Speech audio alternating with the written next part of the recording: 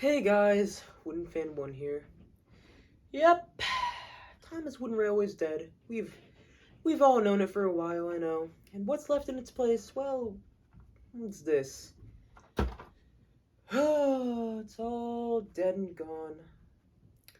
But you know, Wooden Railway wasn't always perfect. Well, Mattel wasn't. Learning curve, you're still a babe, and I miss you.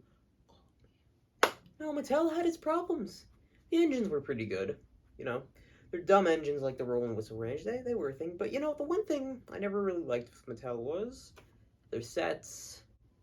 Yes, indeed, Mattel was never really big with their sets. Their movie sets weren't that bad. You know, so were story sets. But it's noted that the Soda story sets, they were only made because retailers, they didn't like where Wooden Railway was going. And, you know, they weren't wrong. But, you know, there are some real bad Mattel sets out there. Yeah, most of them have the same problems, whether it's too much Thomas, basic track design, too high of a price, and, yeah, etc. But you know, there's one set to me that stands out more than any of them. The worst of the worst. And you know, I'm gonna review it today. And with no cameos. Not a single cameo shall be in this. Not a single soul. Not Percy number 6. Not Henry. Not, yeah, I would never put Roman in here, but no one at all. And we are today going to be taking a look at, analyzing, reviewing, oh, I already said that, but I'm really going to get personal today with the worst, most horrible, terribly scary. Quit preaching, just get on with it. Get out of here, JT!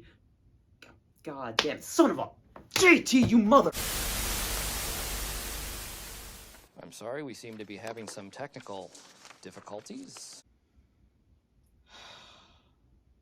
The James's Fishy delivery set. Just roll the intro. I'll be ready in a few minutes. Just roll it! Roll the intro!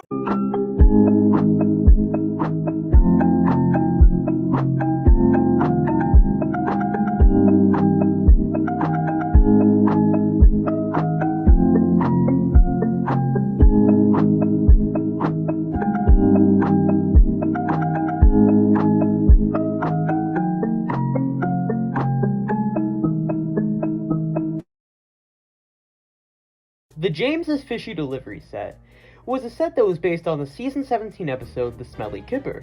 It was released in 2014 and discontinued in 2017. The set comes with 28 pieces, including an exclusive fish-covered James, a cargo car with blue crate, being filled with fish, a Brendan Bay fishery, cargo bin, bridge, a Brendan Bay fishery sign, and a bunch of track that makes up a basic figure 8. So you're probably wondering to yourselves, well, how does this set work? Well, I will show you. So you take James over to the Brendan Fishery, and you place the cargo in the cargo car. Then James goes over the bridge, down the hill, around the bend, to the cargo bin, where you place the cargo in the bin like so, and James puffs away. And that was it.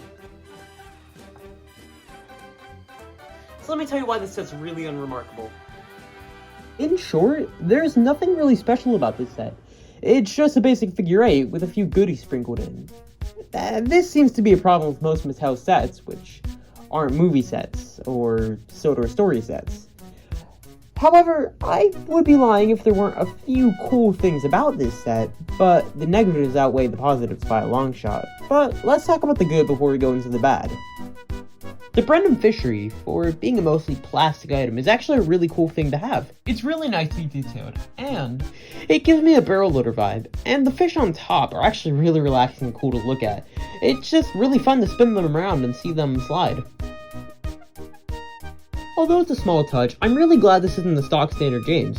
Instead, it has fish decals along its boiler, and I'm glad the chassis actually says Fishy James instead of giving it a normal chassis. Even the Tender chassis says Fishy James Tender, which really shows that there was a little bit of care put into this. I know most people aren't a big fan of the engines being plastered on the side of destinations, but honestly, this was one of the first times they did it, and I really liked it as a kid, and I still like it now. There was a lot of attention put into these ones, and I really think it gives the set a little bit of spice. that's all the positive I have to give this set, so now let's move on to the bad, as there's a lot more bad than good.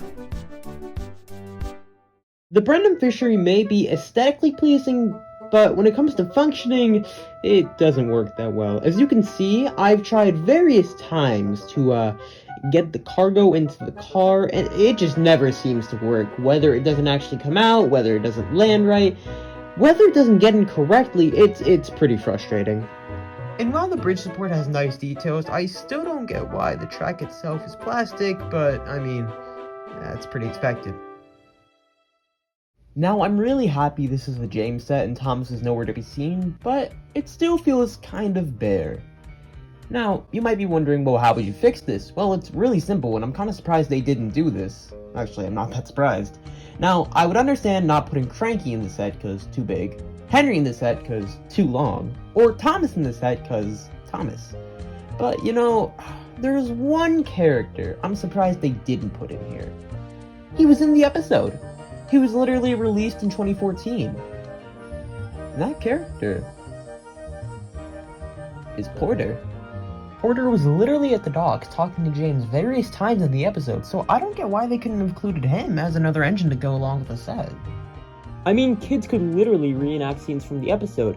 James could be all like, "Oh, what's that smell, Porter?" "Oh, it's the fish, James. Of course, you're taking the flight. Better take, James.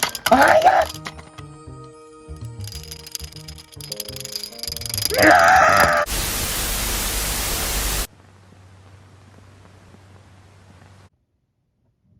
I have no idea what happened there. I am so sorry, but the point still stands. Porter would be a great addition to the set.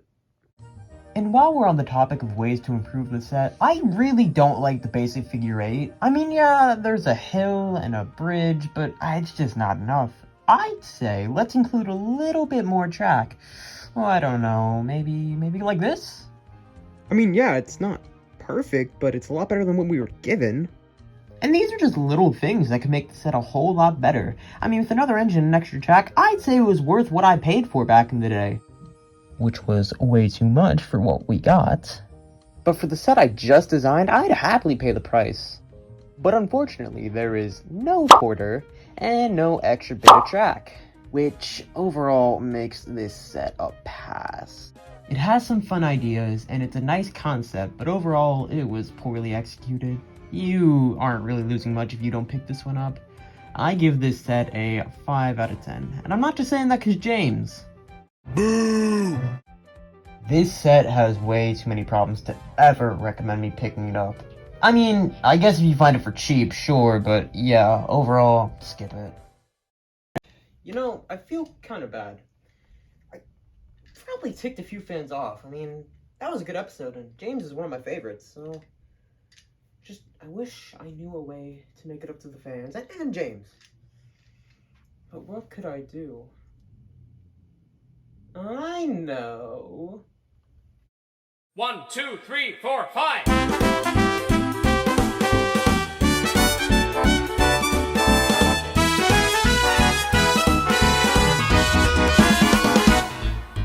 Take a look who's coming down the track. Make way for James, hooray for James. A shiny paint with a jet black stack.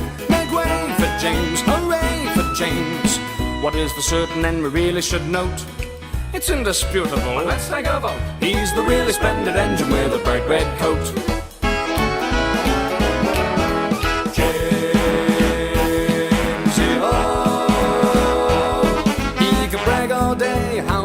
He goes, how good he looks, he's such a pose. But what about the time he got covered in mud?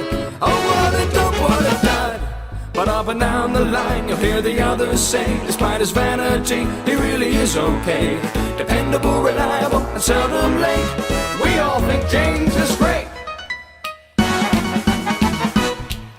Speeding down the line like a lightning flash. Make way for James, hooray for James. Hang on to your hat as he whooshes past. Make way for James, hooray for James. He really knows how to stage a show.